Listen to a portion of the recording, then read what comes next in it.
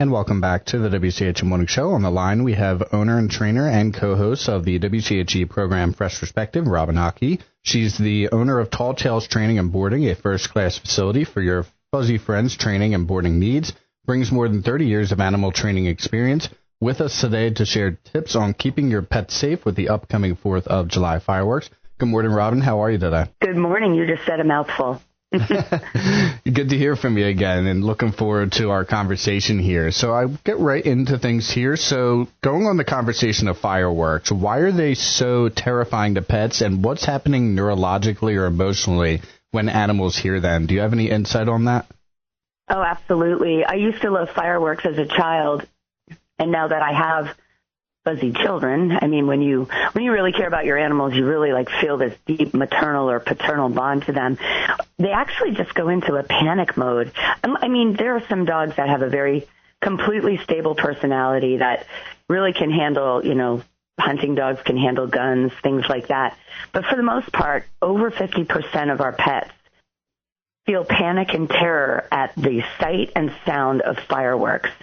It brings about a change in how they perceive what's going on around them. It sends them into a panic almost as though they were in a war zone. And when animals feel that there's danger, they will flee and they will hide and they will try to escape the danger. So the same thing for our pets inside. And what you watch is an animal starting to drool, become anxious and pace. Maybe they start trembling. So the emotional and physiological impact is really great on them because they see it as a critical danger to their being alive. The dogs that really can handle it are not just socialized well with noises from the beginning. They're also a different kind of personality. But most highly sensitive pets, most of them are anyway, but the very highly sensitive pets are going to be the ones that respond in the worst kind of ways. They're going to feel threatened. They're going to feel like their life is threatened. And they're going to actually try to run for cover. So it's a very emotionally scary experience, but on a physiological level, it sends them into fight or flight mode, and they usually flee and hide because it is a matter of survival for them at that moment, and that's how they really kind of perceive that. And going off the fight or flight point, are there some breeds or species that really react more severely to fireworks than others? Well, outdoor animals react incredibly poorly to these kinds of things. They do feel like it's a survival problem, like there's danger, they feel like they're going to die. In our in-home pets, they respond the same way.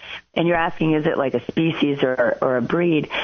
Outdoors, anybody feels like they're in survival mode.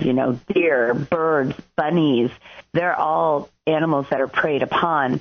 So when something changes, there's incredible noises, lots of lights, big rumbling vibrations through the air and through the ground.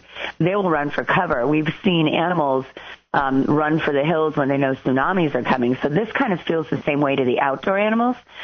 As far as the indoor animals go, the more timid, the older ones, the younger ones, it's not breed specific. It's really more, the sensory perceptions of the animal. So I have one very stable, strong-minded guy, this 4-year-old lab, who doesn't mind the car, doesn't mind noises. He's really kind of easygoing.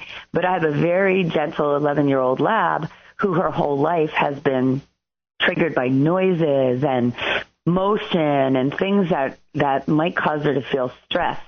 So it really depends on the personality, but I would say a good rule of thumb is sensitive animals, like a timid personality, and the older dogs that can't handle stress very well, and younger dogs who are just, and not just dogs, I speak on a dog perspective, but cats and bunnies and birds indoors, they really are the younger ones who come to the planet learning about things.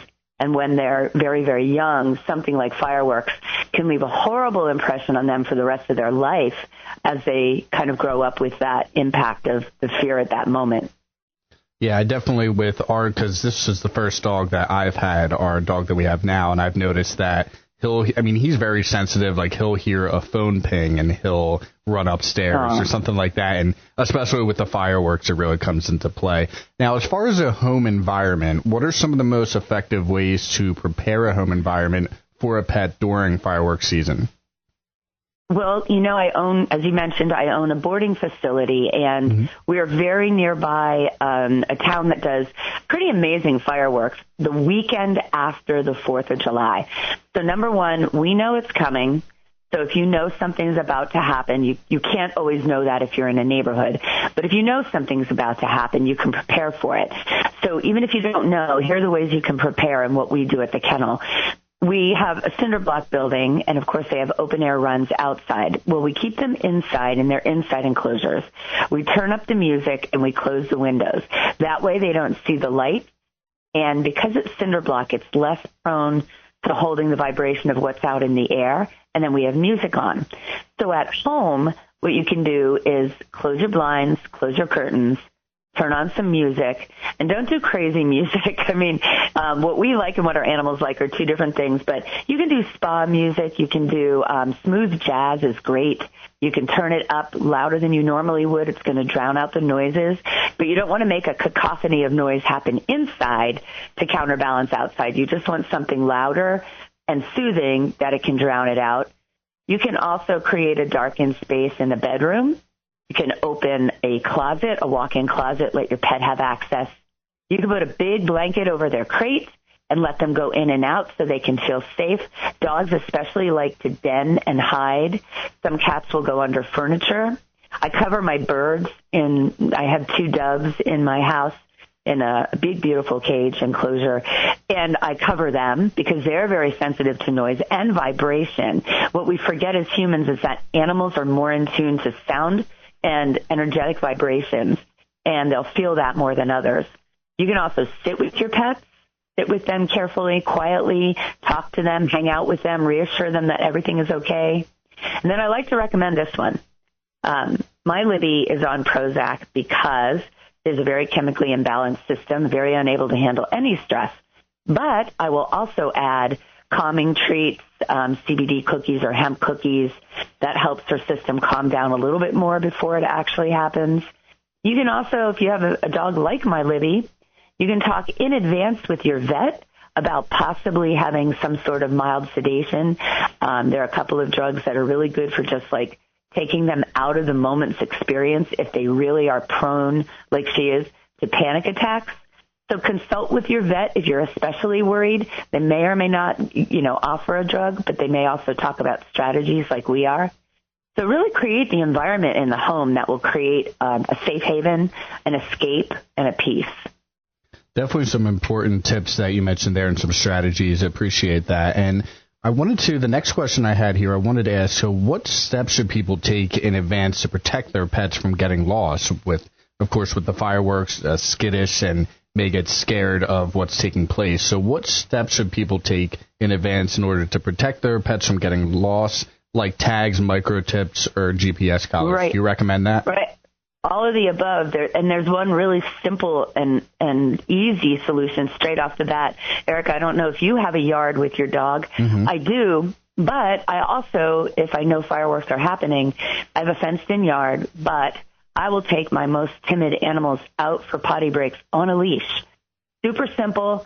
Make sure their collar is secure so they can't slip out of it. Take them into an enclosed area for their potty breaks. Don't go outside on walks if you know these fireworks are going to happen. But when potty breaks are essential, go outside on a leash. Make sure your dog's securely with you. If you have multiple pets, do one at a time. Don't try to multitask. Keep your eye on them. Even little pets in a fenced-in yard can hide under a shed or a bush and be lost for a good long time. So the other thing is, yes, the most important thing about pet ownership is identification. You can do a lifetime license. You can do a microchip. You definitely can do a GPS tracking collar. I have a really good friend who has a big farm near me, and she has a Great Pyrenees and a little lab mix, and they kind of patrol the borders. She does have GPS collars on them and loves it because even though they're on her property, it's a vast property, and she knows where they are. I keep mine a little more attended and inside. So at these times, GPS collars, microchips for identification, a collar with an ID and a phone number on it, and the simplest and most proactive way is keep them on a leash for any kind of outdoor breaks to keep them securely by you. So that was a little bit on protecting pets and some of the steps there. But if a pet does run away due to the fireworks, what should immediately be done to maximize the chances of recovery? Well, there's so many things you can do. Almost every town or area, like the Lehigh Valley, the Northeast, Southeast, has online a pet search and pet rescue organization, or if you're lucky, many. You can reach out to them on Facebook, post a picture of your pet, give a description, talk about who they are. A lot of them will say don't chase, they're timid. But, any dog who's even friendly and lost goes into survival mode. And they will flee, they will escape, they will hide. What you can do on your own property, if it's a cat, you can put out their own litter box, a sweatshirt of your own, some food and water. You can do the same thing for your dog.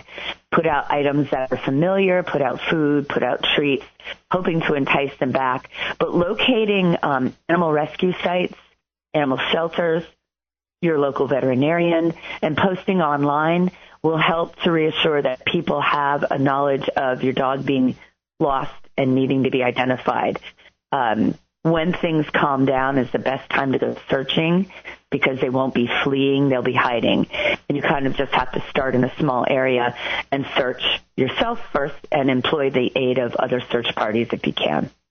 Yeah, definitely important. And the point you make there about running after them, like going back to my dog, we had an instance with that, and he still does not like one of my uncles because of that. So I think you make some good points there. When an animal gets an imprint like that, and it's based on fear, it's even stronger than when they get an imprint based on joy, which is why behavior modification and changing behaviors is so difficult if it's based on fear and danger. But at the same time, the other side of the coin, you got your dog back, right? Right. Yeah, of course. Of course. Scary for sure. When did that happen to your dog? That was a couple years ago. We got him 2021, I think it was, the beginning of 2021. So it was about around that time, not too long after we got him. Yeah, it's scary for sure. And then you as a human go into panic because you've lost your beloved and you don't know what to do. And you're not thinking very clearly. So taking that moment to calm down, rushing off to chase them right at that moment only makes it worse. Sitting down and calming down and bringing a calmer energy when you're going to look is important. Absolutely. And Robyn, we really appreciate your time this morning. Before we wrap up, did you want to give out your website for Tall Tales Training and just give listeners a little bit of information? Absolutely, yeah. We're always up for phone calls that, have questions. Certainly we do training and boarding, but if you have a question about what we talked about, need a little advice, the phone number for the boarding kennel is 610-760-2411. If you want to reach out to our website, it is talltalestraining.com. On my farm, I also teach compassionate interaction toward nature and animals. And that is my site is Imagine Acres, and you can find that at imaginecompassionatelife.com. And you'll find me, phone numbers, emails on all of them. Reach out with any questions. We're always happy to help someone find an answer to what's going on with their pet. Absolutely. Robyn, thank you so much for your time this morning. Always great to hear from you. Oh, you're welcome. I always enjoy doing it. I hope everyone's safe over the holidays. Keep those pets safe. And remember, we still have a heat advisory, so everything we talked about last week with the heat warning still applies. Still applies. Absolutely right. Thank you so much again. You're welcome, Eric. Take care. Yep. Bye-bye.